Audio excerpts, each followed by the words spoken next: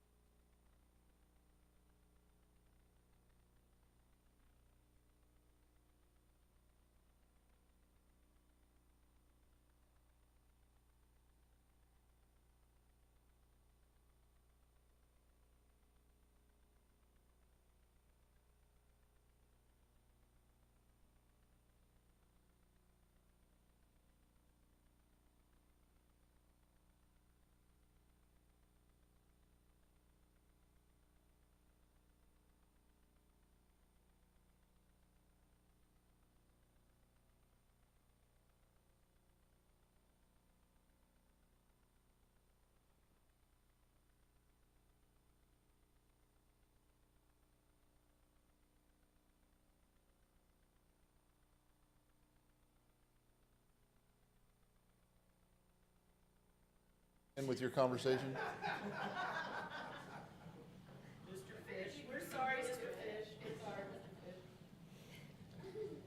How are you going to know if I'm announcing it right if you're not listening to me? All right. So, men's breakfast at 8 Saturday morning, holiday party Saturday evening at 6. And then there is arrangements for Maryland Sands service have been posted here. So there will be a visitation on Sunday, December 7th from 2 o'clock to 4 o'clock here at the building. And then the funeral service will be Tuesday, December 9th also here at the church building at 10:30 a.m. So visitation Sunday from 2 to 4, funeral service at 10:30 on Tuesday. And in connection with the funeral service, Vicki Settle asked us to announce this, that per the family request, there will be a dinner here at the church building after the funeral. And per the family request, they'll be serving ham salad sandwiches, Watergate salad, and chocolate meringue pie, because those were Marilyn's favorites. So Vicki needs help preparing those things, and other side dishes are also welcome, and kitchen help is needed also. So if you are able to help with any of those things, please reach out to Vicki Settle. And then I have another announcement. Okay. Okay, so we need to make sure that the time for us to begin getting enrolled in Lads to Leader events for the kids is quickly approaching as we near the first of the year. So people with questions about that can talk to Greg or one of the elders.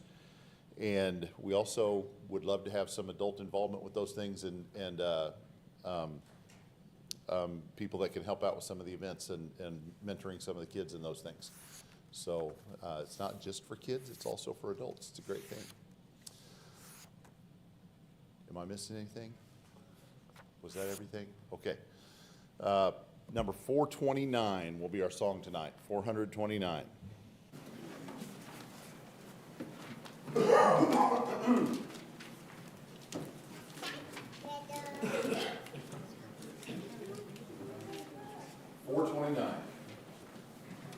Oh, to be like thee, blessed Redeemer, this is my constant longing and prayer. Gladly I'll forfeit all of earth's treasures, Jesus I perfect, like this to wear. Oh, to be like thee, oh, to be like thee, blessed Redeemer, pure as thou art. Come in thy sweetness, come in thy fullness, stamp thine own image deep on my heart. Oh, to be like thee, full of compassion, loving, forgiving, tender and kind, helping the helpless, cheering the fainting, seeking the wandering sinner to find.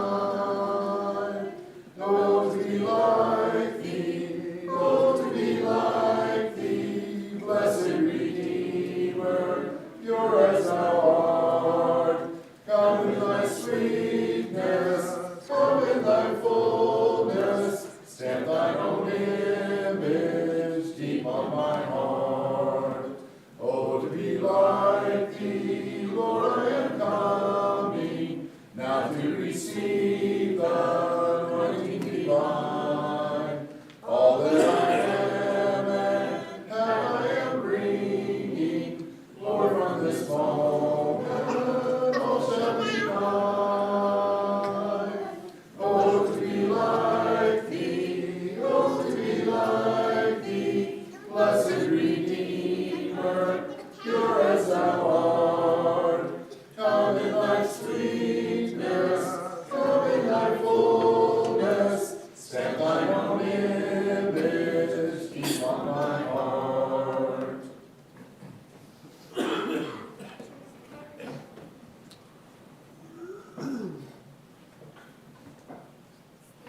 You pray with me. Holy Father, thank you for this day, and thank you for the many, many blessings that you give us, Father. Most of all for Jesus and the saving grace that comes through him. Father, we ask also that you might be with the Sands, with the family of Sands, and watch over them and comfort them at this time. And Father, help us to be an encouragement to Lawrence as well. And Father, we ask that you might be with Jason and Sam as they lead our lesson tonight here, and be with all the other teachers and their work they're doing as well. Father, we ask that you also be with ones that are sick, and watch over them and bless them. And Father, in the next week or so, we'll be having kids that will be traveling again, going back home and coming home, and and all the other families coming in for the holidays, we just pray that you'll bless their travels and bless their time with their families and get them back home again. This we pray in Jesus' name, amen.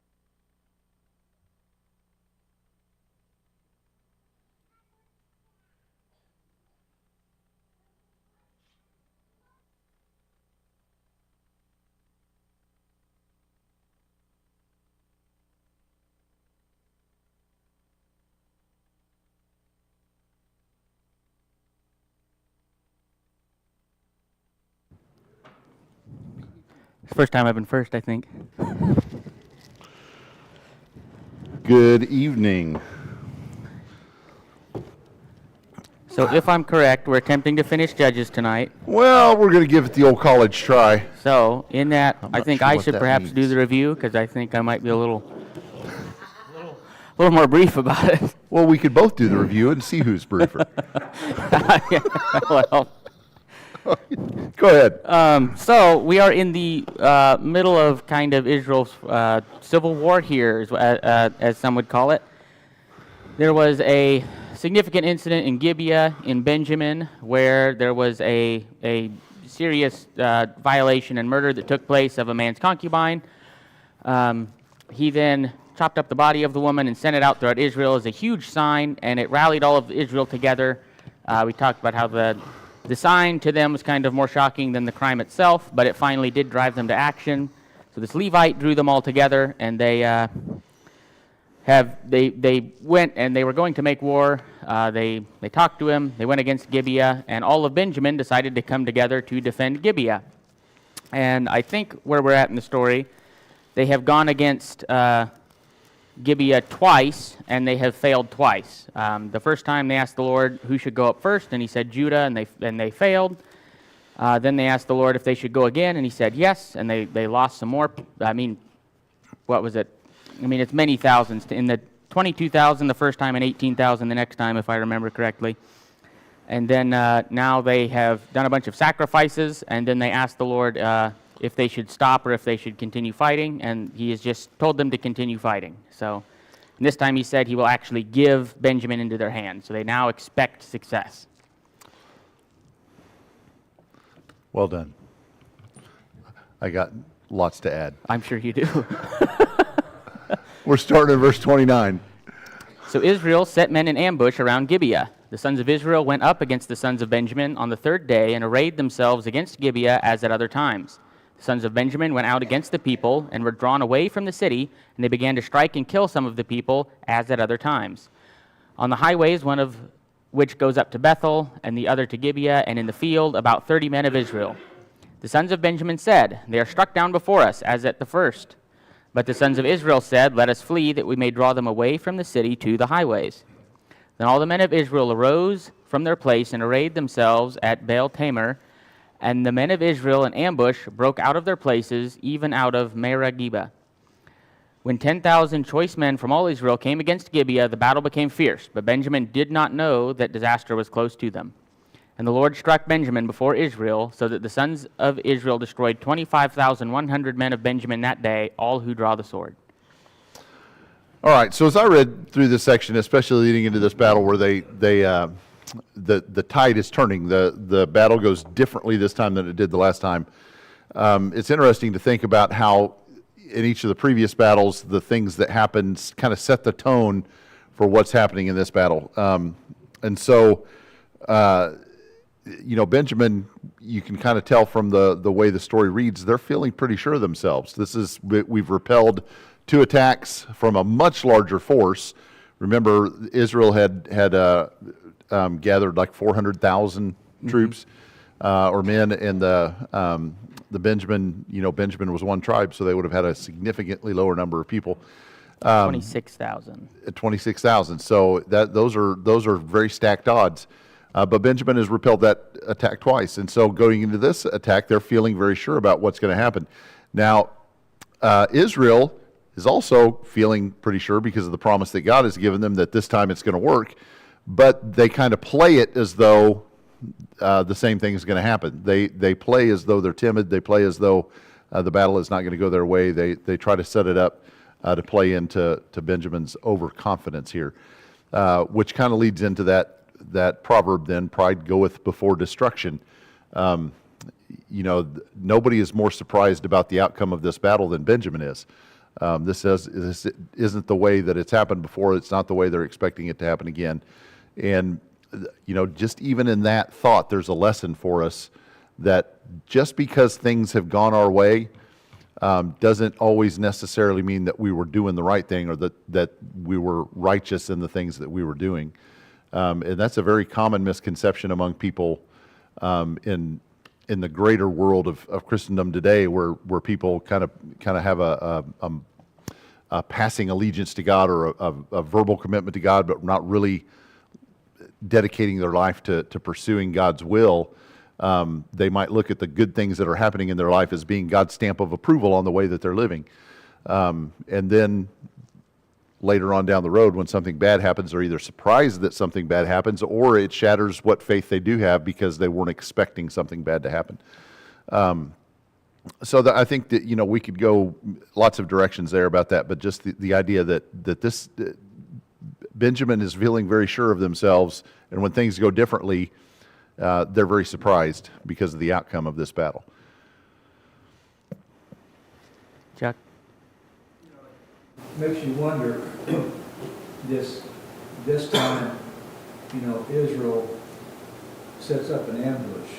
It makes you wonder, did God give them direction on how to conduct this battle to their advantage?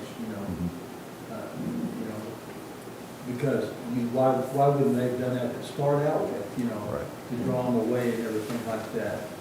So it makes you wonder, did God instruct them how to fight the battle? It's an interesting question, I think, to consider the things that are. It's interesting always to speculate about the things that are left out of the text. The details that we don't know or that we don't have, and I can wonder the same things. And you wonder too about Benjamin's disposition. Have they? Who are they offering sacrifices of thanksgiving and praise to at their victories over the last two battles? It's possible, because of their tie to the nation of Israel, that they were even offering sacrifices to God, not just to an idol or just assuming it was their own power, but it's possible they were offering sacrifices to God and praise for what they had, the victories that they had sustained, thinking that it was God's blessing upon them for the fact that they had won that victory. And so, there's all kinds of different nuances or kind of speculations that we could take with those. And again, all of those things would fall under that category of pride, thinking that we have God's stamp of approval on something, or thinking that it's God's will that something goes a certain way, when clearly they have not acted in accordance with God's will. But just because things went positively for them, thinking that they had His approval would be a very possible outcome for them. So we need to start at the front end and make sure that our actions are in line with God's will, not just try to tag His blessing to the tail end of things without considering His will when we go into them, and assume that because we have seen some success that means God has blessed us, because that's not always the case. So. Yeah, and that's kind of the point I was trying to make here. The tactics of men, this is a pretty famous battle strategy now, as military command. You can look back on all sorts of famous historical battles where the one side sends some men in, and as they start to retreat, they begin to pursue them. That's a very common thing, especially in the Bible, that you see that when the enemy breaks ranks, they just pursue them until they've wiped them out. That's what Benjamin thinks they're going to do here again, and they even set it up so that they think it's what's happening the last couple times. They're very sure of themselves, and whether or not God instructed them in it, this would, people think of this maneuver as well. It's not like only God could ever have really perceived this idea. But either way, the Lord struck Benjamin before Israel. We could see that when He was not for them, when He wasn't with them, they had no success whatsoever. And now that He's with them, they win basically a complete victory in one go. So it's a complete 180 to how things have been going, because God has told them that He's on their side now. And that's the difference maker here. If they had done this on the second time, it just wouldn't have worked. If God wasn't with them, I don't think it would have worked. On the other hand, it seems like Benjamin thinks they can fight God. I'm pretty convinced that they were keeping an eye on Israel at these times, that they would have had some people out watching the camp, and they would know that they were making sacrifices to God. They would know that the high priest is there, I would guess, that they are spending time reaching out to God and asking him if they should continue. And it would be kind of, we talked about perhaps they are even thinking that God's on their side here. They're even trying to sacrifice or worship. But it'd be kind of shocking to see someone take such heavy losses and then ask God if they should continue and then keep fighting you. That would be kind of a strange thing. You'd think that they would have been a little less sure of themselves in the matter, but they were certain that even when the high priest was giving God's blessing, when they were doing all of the sacrifices, you look at what they're doing, and it's all the things that the law says that they can do or demands that they do even in certain situations. And these are the ones who are getting God's blessing. If they turn a critical eye to themselves, that's not what they would have seen. Yeah. But they believe they can fight anyway. Yeah, it's their pride, their arrogance, their refusal to submit to God. We talked, last week about the idea that had they handled the problem in Gibeah, and then their whole tribe wouldn't be in jeopardy here. Had they sacrificed the portion of their tribe that was committing that gross sin, then the rest of the tribe would not have suffered the results that we're going to see now. But it was their pride, their arrogance that drove them to react in this way. So we see that throughout the story. All right, 36. So the sons of Benjamin saw that they were defeated when the men of Israel gave ground to Benjamin, because they relied on the men in ambush whom they had set against Gibeah. The men in ambush hurried and rushed against Gibeah. The men in ambush also deployed and struck all the city with the edge of the sword. Now the appointed sign between the men of Israel and the men in ambush was that they would make a great cloud of smoke rise from the city. Then the men of Israel turned in the battle, and Benjamin began to strike and kill about 30 men of Israel, for they said, "Surely they are defeated before us, as in the first battle." But when the cloud began to rise from the city in a column of smoke, Benjamin looked behind them, and behold, the whole city was going up in smoke to heaven. Then the men of Israel turned, and the men of Benjamin were terrified, for they saw that disaster was close to them. Okay, so my only comment here revolves around this this section of Leviticus chapter 18. Leviticus verses chapter 17 through like 27, I think, are called the Holiness Code, where the word holy appears in that section of the Bible at a more frequent rate than at any other section of the Bible, and it's all about why should the nation of Israel do the things they do, or be forbidden from doing the things that they're forbidden to do, and it's all tied to God's holiness. And Leviticus chapter 18 is all about purity. It's all about sexual purity. And so when we go back to the original sin that happened in this story, it's the sin of the men of Gibeah as they mistreat the man's concubine, and they had ideas of mistreating him and doing all kinds of evil things that all relate to their sexual impurity. And as you look back at Leviticus chapter 18, it delves into all of those things. And I should have been turning there as I was talking, but if you look at the last couple of verses of the chapter, there it is, then we see this idea. Beginning verse 26. But as for you, you're to keep my statutes and my judgments, and shall not do any of these abominations, neither the native nor the alien who sojourns among you. So, and if you back up a verse that says the land has become defiled because of the evil and abominable things that the nations that were before them had done, the land itself had become corrupt, and because the land had become corrupt, God visited punishment upon the land, and the land spewed out the previous inhabitants. So the land the English Standard Version said vomited out. The land has vomited out the previous inhabitants. And he says, now you live here, you don't do the things that they do. Because if you do the things that they do, what's going to happen? The land will be defiled, and the land will vomit you out. Verse 27, for the men of the land who have been before you have done all these abominations, the land has become defiled, so that the land may not spew you out should you defile it, as a dispute out the nation which has been before you. For whoever does any of these abominations, those persons who do so shall be cut off from among their people. Thus you are to keep my charge, that you do not practice any of the abominable customs which have been practiced before you, so as not to defile yourselves with them. I am the Lord your God. And so what happens? The men of Israel, or the men of Benjamin, have committed these abominable acts, and the ones that didn't commit the acts themselves have lended approval to those acts by defending the men who committed those acts. And what's happening now?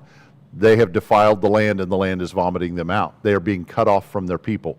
They are suffering the punishment that God said you would suffer if you did the things that they've done. So this is God keeping his word. This is God doing what God said would happen if you don't behave the way that I tell you to behave, if you don't live to a standard of purity that I've set before you. So reality is setting in for Benjamin. They that verse where it says right there at the end of the reading that they had no idea the danger that was about to befall them. They thought that they were going to live in the impurity that they had fostered, and that they were going to choose to continue to live in that impurity without God's judgment. And God's judgment has now set in, and they had no idea it was coming, which is tragic because God told them it was coming if they lived that way. I wonder if there's some lessons there for us. Surely. Surely.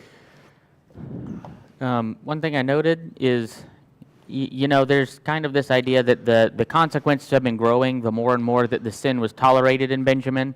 There was a time when the city of Gibeah, presumably it had some elders. Often the cities at the time had their own kind of elders that watched after them. And they could have taken care of the problem in Gibeah. They could have rooted out the evil men and set the standard straight, and Gibeah could have been a fine city. And then as they kind of get on later down to the point, when Israel shows up, they say, we're going to put Gibeah to the death. They want to wipe out the whole city. They're done with it. And Benjamin says, no, all of us are going to defend Gibeah. We're all going to come together and array ourselves against you. So while we see that the whole city is now put to the death, because the sin has been tolerated and in fact defended, we're going to see that the punishment escalates, dramatically beyond one city or some members of a city. Everyone is kind of implicating themselves and going along with this and throwing their lot in with evil. And it reminded me of the end of the first Psalm. Therefore the wicked will not stand in the judgment, nor sinners in the assembly of the righteous. For the Lord knows the way of the righteous, but the way of the wicked will perish. They're all throwing in with wickedness. They're not standing for the righteousness that God has said they should. They're not doing what he said. So now, as they all kind of throw their way in with the way that God says will perish, and that's a really terrible idea for them. And then they set up, a pretty clear signal, both to signal victory for Israel and defeat for Benjamin. The city that you've come here to defend is burning. It's gone. Your main mission, the one you initially set out for, it has ended. And Israel, the main mission they came here for, is won. So ostensibly, they could be done now. Israel could stop. What they came to do was destroy Gibeah, and they've done it. What we're going to see is that they don't choose to stop. And we don't. It's possible that God has indicated to them they should keep going, but I don't know that the text really reads that way. Hard to say. We don't see God say whether they should go or not, but they certainly don't stop at their initial intended goal of destroying Gibeah. Right. It's interesting that we have the words of God a few times through this story, but they're brief statements. Often in other sections, whether it's in the prophets or other even narrative parts of the Bible, when God speaks about a subject, sometimes he has more to say, or he's given a bigger part in the reading of that story. But it's interesting that we have so few words of what God says is his will to have happen in the outcome of these stories. And I don't know if it's speculation. I don't know if you want to read into it that it signifies God's distance from the people because of their sin, or if it is related to the fact that they have not called on God enough, and so he doesn't speak to them as much because they're not calling on him enough or as much. That some of that is a little bit speculative, but it's interesting that at other times with other leadership, with other, whether it be a prophet or a king or a priest that is faithful, they have greater interactions with God. And here at a time when it seems like, especially from the fact that the text tells us that every man is doing what is right in his own eyes, we have a lot fewer words that God is speaking directly to the people. So that's an interesting observation. All right, Johnny. I think it's very interesting after reading the other battles and how many thousands and thousands have died, and it lists how many they are up to the 100, after 24,100, it gets to the point of 30 men died. Yeah. It's interesting that I kind of look at these as the military side and the tactics, that if none of them would have died in the initial fighting, the Benjamites might have not thought that things were going their way. Yeah. So there had to be a little sacrifice there for them to think that they had started to win again. But that's just my military mind. But I think it's really interesting that those 30 men are mentioned. I've wondered about that myself, and it's kind of one of those things. An ambush only works if the person being ambushed steps into it, walks into the ambush. And I wonder if those 30 were the ones that being lost were the ones that caused Benjamin to rush into that ambush, thinking, okay, it's going our way again. And because they saw those 30 fall, then the rest of the forces rushed in, and the ambush was able to be successful. I don't know how you sell that plan to those 30 guys, but it's interesting to think about that may have been the thing that kind of sealed Benjamin's doom, was the fact that it appeared that they were going to be successful again for just a moment before the wheels fell off. And it's an interesting, from a my vast military tactical experience, ambushed my sister a few times, I guess, but she's not here to defend herself tonight. So, verses 42 to 48. Therefore they turned their backs before the men of Israel toward the direction of the wilderness. But the battle overtook them, while those who came out of the cities destroyed them in the midst of them. They surrounded Benjamin, pursued them without rest, and trod them down opposite Gibeah toward the east. Thus 18,000 men of Benjamin fell. All these were valiant warriors. The rest turned and fled toward the wilderness to the rock of Rimmon, but they caught 5,000 of them on the highways and overtook them at Gedam and killed 2,000 of them. So all of Benjamin who fell that day were 25,000 men who draw the sword. All these were valiant warriors. But 600 men turned and fled toward the wilderness to the rock of Rimmon, and they remained at the rock of Rimmon 4 months. The men of Israel then turned back against the sons of Benjamin and struck them with the edge of the sword, both the entire city with the cattle and all that they found. They also set on fire all the cities which they found. All right. Well, the punishment is severe. They hold up these 600 surviving men of Benjamin, and they're in a defensible place, and they just kind of leave them holed up there, and then turn and ransack the rest of the tribe. I mean, the cities where I guess the women and children were, and Yeah, because the way the numbers go, there's no men of any kind of fighting age left. There's none left after this. And so for 4 months while they're holed up while they're holed up at this rock of Rimmon or whatever it was, the rest of Israel is laying waste to the tribes of Benjamin, or to the tribe of Benjamin, destroying their cities, destroying their infrastructure, all of those things. And so the punishment is severe. Israel is relentless in their pursuit, which is an interesting thing, and I think you're gonna comment on that here in a minute. So it's interesting to see the disposition of Israel and how committed they are to this action, and to kind of consider what that means and what it could have been, and then how might anytime you look back on something that goes wrong. I don't know about you, but I look back on things that I wish that had gone differently, or I wish that had had a different outcome, and I look for exits. Where did I miss the exit ramp that could have got me away from this this result that I'm seeing now? How many exit ramps did I miss? Sometimes I don't know. Sometimes maybe there wasn't one. Sometimes just things happen and you don't know that they were going to happen. But other times you can look back on parts of your life and you think, well, if I made a different decision here, that would have affected it. And if I made a different decision here, and it's as though God, was kind of giving you those flashing exit signs, detour or whatever. And if you get off the road here, it'll turn out different. It'll turn out better. We don't always know that at the time, but sometimes looking back, if those 600 men that are holed up at the Rock of Rimmon could look back, what were their exit signs? What were their moments in time when they could have done things differently that would have brought about a different outcome?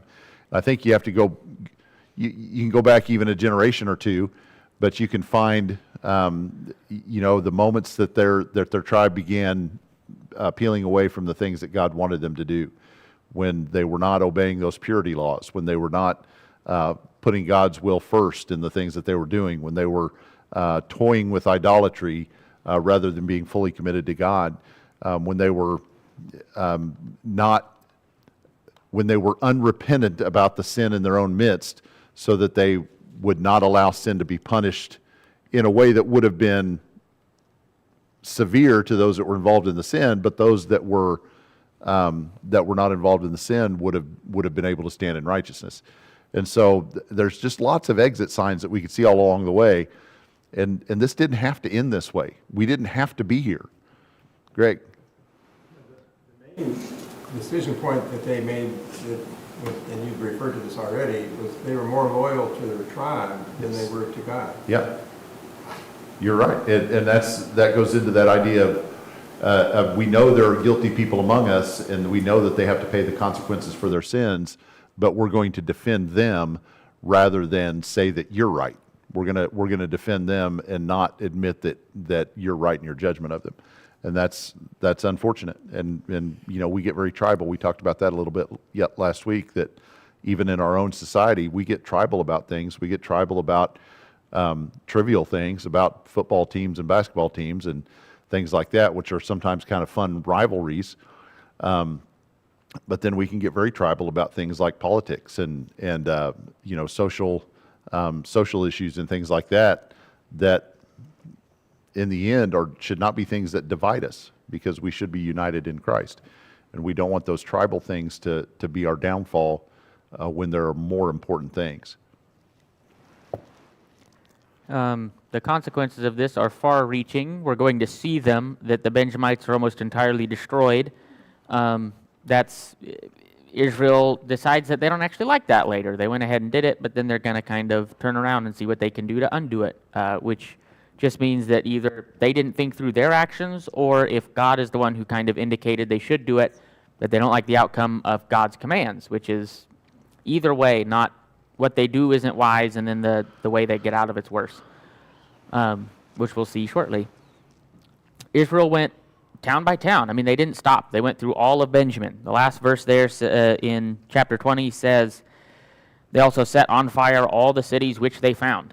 And the fact that only the 600 hold up at the Rock of Rimmon indicates they found all of them. They were thorough. They didn't quit.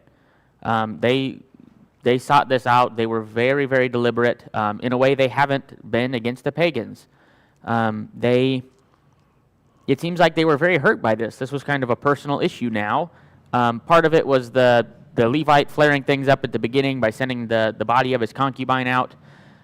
Part of it is that Gibeah stood against them. Part of it is probably that they lost about 40,000 of their own fighting men. That's a huge loss. That's towns and towns and towns worth of people that are just dead and gone now. So Israel's probably angry. And part of it is, I mean, it's probably more personal right now. This isn't some other foreign nation who they don't really know, and it's, well, if they knew God, maybe they would be different, so it's, maybe you can give them a little bit of a pass. It's kind of the way that we are. If someone cuts you off in traffic, it's like, well, maybe they're tired, maybe they didn't get enough sleep last night because they've been sick. Maybe you can make all sorts of genuine, legitimate excuses. Or if someone's short with you when you're, checking out at the store and the person doesn't talk kindly, well, maybe they're having a hard time at home. You can kind of make those excuses. But Israel's, they're at the family reunion talking to someone who they grew up with and they know. And now when the person's rude to you, they know better. It's almost like it's personal, and they're willing to punish them so much more than they were willing to against the pagans. And that's kind of the question. Why not continue? They have the whole of Israel together. They have about 360,000 fighting men ready on the march, already going through and wiping out. Benjamin's not the largest tribe by any means, but they could go to the next one, and then they could go to the third one, and the fourth one, and the fifth one. And they could take out all of the pagans that have been plaguing them, presumably. I don't know why they would be compelled to stop. They get their revenge, and then they're done. Once the kind of personal matter is resolved, they seem to quit what they're doing, which is really unfortunate. And in fact, they're going to spend their time, instead of doing what God wants them to do, they're going to spend their time undoing the vengeance they just extracted from Benjamin. With this success against their own tribe, why are there still Philistines left? Why are there still Ammonites and Moabites and Canaanites left in the land? It's a good question, and I don't have an answer for it other than they didn't do it. Destroy the cattle, why didn't they take the spoil? That's a good question too. Why? That's what they did with some of the, when they came into the land and everything, that, they took the spoils, but they don't do it here. Yeah, and it could have something to do with the idea of, what it said in Leviticus 18, that when they committed those sexual sins, that it defiled the land, and the land had to be purified, and maybe everything associated with Benjamin because of their sin had to be completely destroyed. Would be my best guess at this point, but I don't know that for sure. Okay, well, chapter 20 in the books, chapter 21. Let's see how this resolves. Now the men of Israel had sworn in Mizpah, saying, "None of us shall give his daughter to Benjamin in marriage." So the people came to Bethel and sat there before God until evening, and lifted up their voices and wept bitterly. They said, "Why, O Lord, God of Israel, has this come about in Israel, so that one tribe should be missing today in Israel?" It came about the next day that the people arose early and built an altar there and offered burnt offerings and peace offerings. All right, so a harsh vow, question mark? Really? In the book of Judges, we find a harsh vow? Shocking. I think Never before seen. We could almost make a recurring theme about harsh vows in the book of Judges.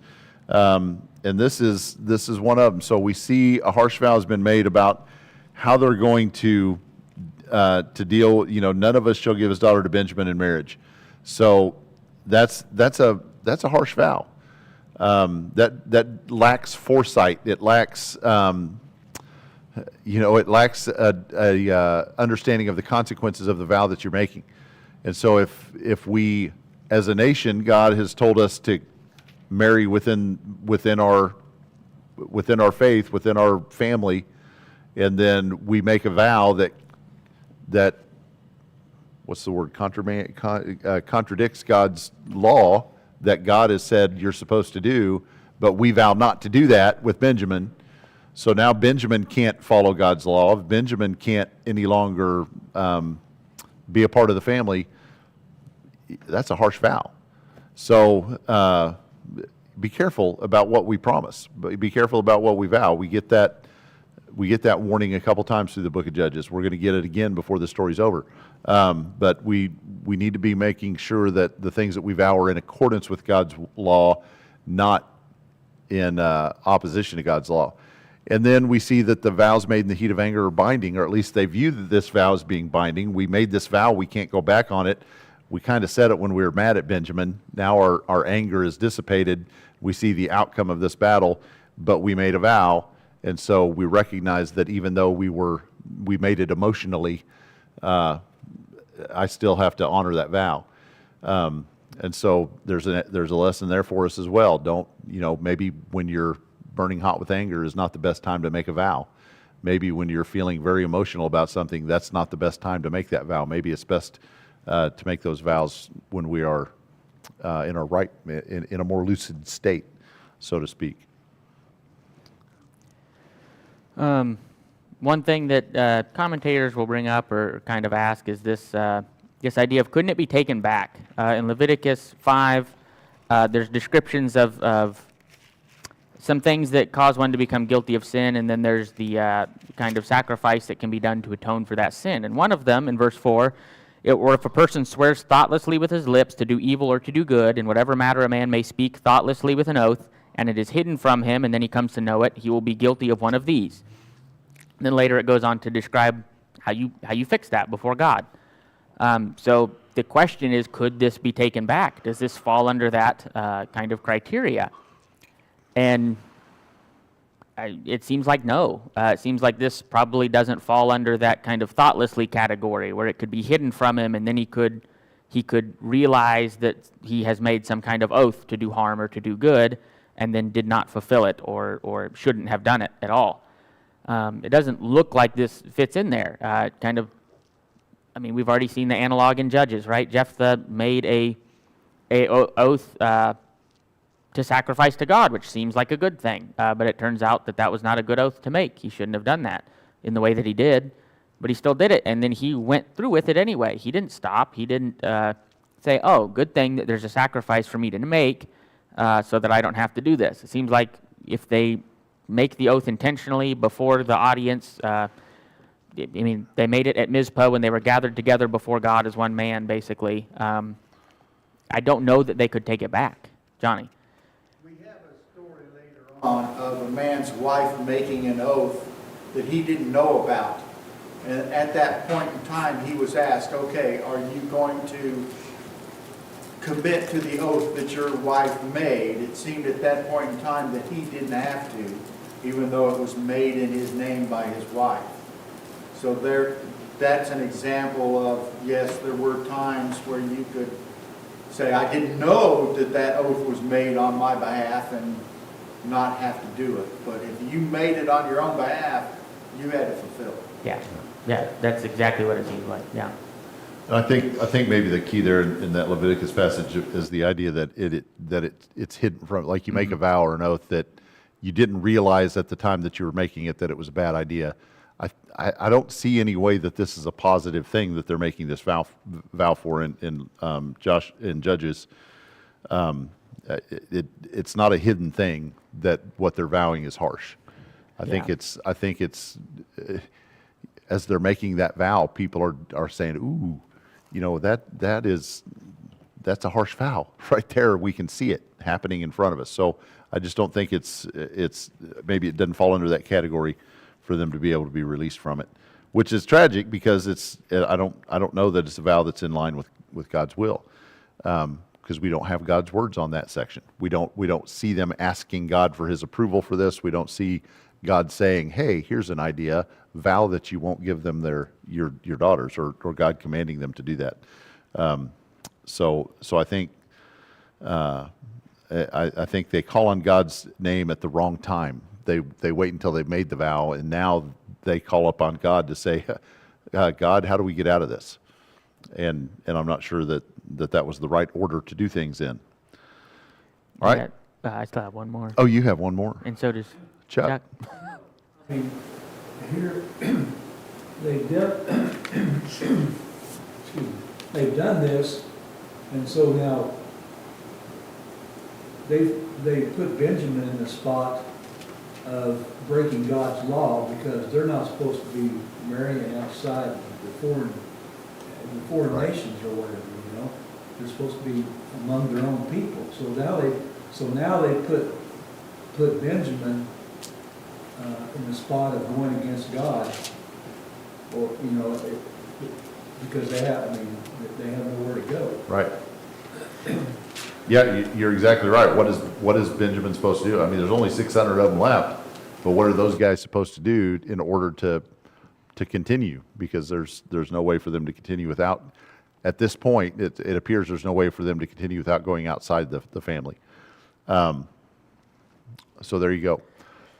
Yeah, Israel chose this punishment. It seems that they're the ones who pushed the event this far. They're the ones who decided to come together on it. All these things. This all seems to be at Israel's behest, and then now they want to take it back. They couldn't take the oath back, and they're trying to take the consequences of that oath back. We'll see later on that not only did they make an oath to not give their daughters, but that was compounded upon because they said that everyone in Israel had to be here, and then they made everyone take that oath as well. That it wasn't like half of Israel made this oath and we just have to source from the right portion of Israel. Everyone was supposed to be there before they made the oath, and it was supposed to be a done deal at that point. But now they want to take it back. Yep. But it's okay. They're going to make great choices after this. All right. Then the sons of Israel said, "Who is there among all the tribes of Israel who did not come up in the assembly to the Lord? For they had taken a great oath concerning him who did not come up to the Lord at Mizpah, saying, He shall surely be put to death. And the sons of Israel were sorry for their brother Benjamin, and said, One tribe is cut off from Israel today. What shall we do for wives for those who are left, since we have sworn by the Lord not to give them any of our daughters in marriage?" All right. So they've kind of got to the point where reconciliation is desired. They want to make up, right? They want to be friends again, but we don't know how to do it because we've made a harsh vow. Oh, and by the way, we've made another harsh vow. What is the deal with making vows? They've got another oath that whoever didn't come and be a part of this whole fiasco that we've got ourselves in the middle of, they're going to be cut off as well. So we've already vowed that Benjamin's going to be cut off because we're not going to give them any of our daughters in marriage. And anyone that doesn't join us in this battle against Benjamin is also going to be cut off. So they've really, really painted themselves in a corner with the vows they've made. And then this question, why does it seem they're most committed to keeping the vows they shouldn't have made in the first place? They shouldn't have made the vow to write off Benjamin. They shouldn't have made the vow to wipe out anybody that doesn't follow them in that vow. But we're going to keep those vows, and we're going to make sure that those vows are honored. Oh, but you remember that vow we made, at Mount Sinai, where we promised to be God's people? Yeah, we kind of forgot about that one. And you remember that vow that we made when Joshua asked us who we're going to follow? And we said, we'll follow God, and he said, no, you won't. And we said, oh, but we will. We made a vow there, but, well, we kind of forgot about that one. But every time they make a vow they're not supposed to make, boy, they're committed to keeping it. What's up with that? You got an answer for that, Chuck? No. What I was going to say is, after they did this, and they made this commitment to not give their daughters, so then they come to Bethel and they sit there before God until evening and lifted their voices and wept bitterly. And, why, O God of Israel, has this come about in Israel so that one tribe should be missing today in Israel? It's like, okay, so they're sitting there, they're weeping before God, but did they ask God what they should do? Right. And I'm sure God wouldn't have told them to do what they did, Right. but God would have gave them an answer if they truly would have came before Him, if they'd have really wanted to know what He wanted them to do, when they done their peace offers, their burnt offerings and their peace offerings, I'm sure God would have told them. Yeah. I think you're exactly right, and it's how often do we find ourselves suffering the consequences of our own actions, and then we pray to God, God, how could you let this happen? Which is exactly what they're praying in verse 3. And God's like, I didn't have any part of this. You didn't ask me. This wasn't my idea. Yeah. Israel, and everyone did as they saw fit. Yes. You've been reading behind and ahead and all through the way there. How many times has it told us that? It's going to tell us that right at the very end. That's exactly what this story illustrates. Johnny. To add on to that, though, that statement, is when they get to the point where they turn away from God and say, we want a king, his statement is, I have been your king. Yeah. You just are not accepting me as your king. Yeah. And so, yeah, you're exactly right. If they didn't follow God's leadership as king, why would they follow a man's leadership as king? And sometimes they do, sometimes they don't. which is kind of the way they follow God. Sometimes they do, sometimes they don't. They also said that, their point was when they wanted a king is we want to be like the other nations. And God set them there and said, you're not going to be like the other nations. He's saying, I don't want you to be like the other nations. And this section here illustrates that they are acting like the other. They don't need a king to lead them in the direction of the other nations. They can go do what the other nations without a king taking them there. That who come up with this ideal, who first mentioned this ideal of their vow, Yeah. Let's all make a promise not to give our daughters to them in marriage. And who seconded that motion? That's a good question. We don't have the minutes of that meeting. Yeah, the elders aren't doing their jobs, and we'll see that later. Yeah. It is interesting that they kind of give the oath to each other more weight than the oath to God, it almost seems. They're like, well, we made an oath to each other that anyone who didn't show up, we'd kill. And we made an oath to God that we wouldn't give anyone, none of us would give our daughters their hands in marriage. So, hey, can we find anybody that didn't come so that, we can go wipe them out, but take the women first? And that's what they do. So they're hoping somebody didn't take their offer so that they had somebody to wipe out later. We need to take a consensus. Is there anyone we can go find to kill? We're trying to find those people now, because those are the only ones who didn't make the vow to the Lord. That's what they're hoping to find. They want someone who didn't take their oath, because they are going to go kill them. They're unwilling to say even that one, which seems to have been amongst themselves, will go back on. No, they're just completely unwilling. And then we see that they're already seeking compromise. They're already trying to find a way out of the decisions they've made, which is just pretty weak. We've already kind of talked about that, though. Yeah. If you just make good choices to start with, you don't have to find a way out of them. Yeah. That's easy for me to say. Like saying we were going to finish tonight. Yeah. Saying we were going to try to finish tonight. We're getting close. Well. And they said, what one is there of the tribes of Israel who did not come up to the Lord at Mizpah? And behold, no one had come to the camp from Jabesh Gilead to the assembly. For when the people were numbered, behold, not one of the inhabitants of Jabesh Gilead was there. And the congregation sent 12,000 of the valiant warriors there and commanded them, saying, go and strike the inhabitants of Jabesh Gilead with the edge of the sword, with the women and the little ones. This is the thing you shall do. You shall utterly destroy every man and every woman who is lain with a man. And they found among the inhabitants of Jabesh Gilead 400 young virgins who had not known a man by lying with him. And they brought them to the camp at Shiloh, which is the land of Canaan. All right, so quick map. We've got Jabesh Gilead up yonder. What in the world? Okay, there we go. Jabesh Gilead. What in the world? There it is. Okay, this is hard to do upside down. And then Shiloh's right there, and Bethel's right there. Okay, so those places mentioned in this part of the story. Jabesh Gilead, it's not like it's some remote outpost that didn't get the message. Jabesh Gilead's it's right there by the Jordan River. It's in between the Dead Sea and the Sea of Galilee, which is kind of the heart of Israel. And so it's not like they had an excuse for why they weren't there. So the question then was, were they negligent? They just didn't care, or we got the memo, we just didn't care. We heard about the guy chopping up his concubine that was killed and sending her parts out. Didn't really do much for us, so we didn't go. Were they ignorant? Did they just really never get the message, or were they complicit? Did they think it wasn't that big of a deal?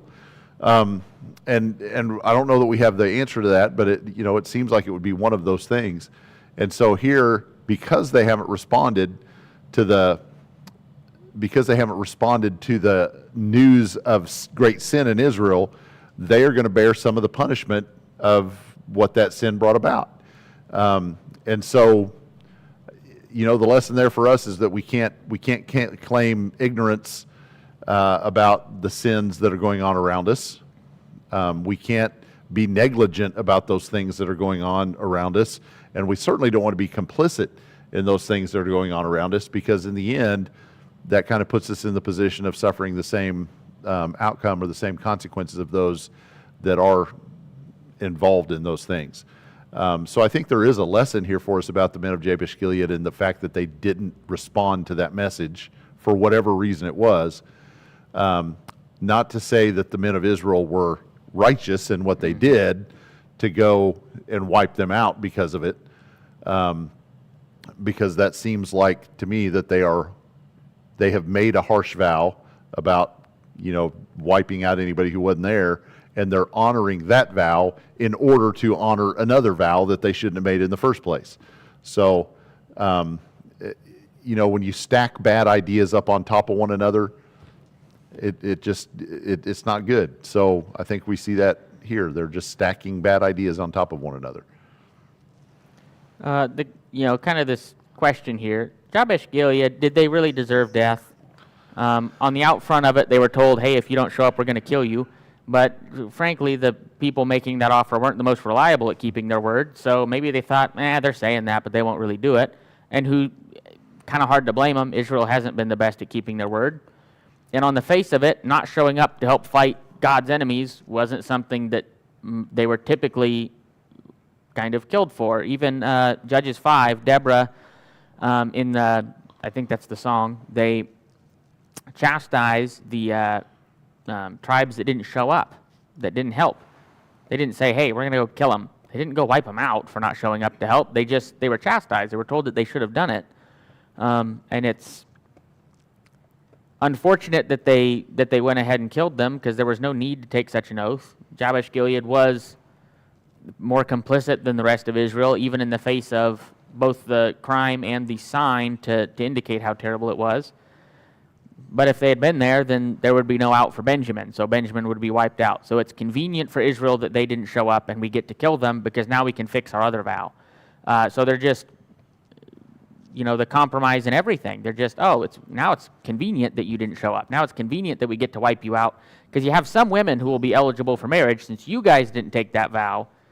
Now, everyone who didn't show up will kill anyway. The women who didn't show up will decide they can live, though. That's okay. Even though, they killed everyone else. Why not? Shouldn't they also be put to the death? They said they'd kill them all. Well, we'll just not kill them and we'll give them to marriage. They're just kind of making it up as they go along now. This is a tangled web. Yeah. Of compromising in some areas in order to honor vows that you shouldn't have made in the first place. And it made sense to them because they were doing what was right in their own eyes, as we have said already. So it's a bad way to make your decisions. All right, well, we got close. We're going to pick up with verse 13. We only got, now we're in the position of not having enough next week to cover, to get us there. So we'll do some review or wrap up some of the major themes from the book. But we'll finish Judges next week. And I'm not vowing it, I'm predicting it. All right, so I predict that we will finish Judges next week, and I think that will happen. Chuck? When the decree or whatever it was sent out, they go, this is a bad idea, we don't want any part of it. We don't want any part of what these people are doing. Yeah. They were the only ones that had, I don't have that trade. that's the way it would have gone, I guess. Because I know we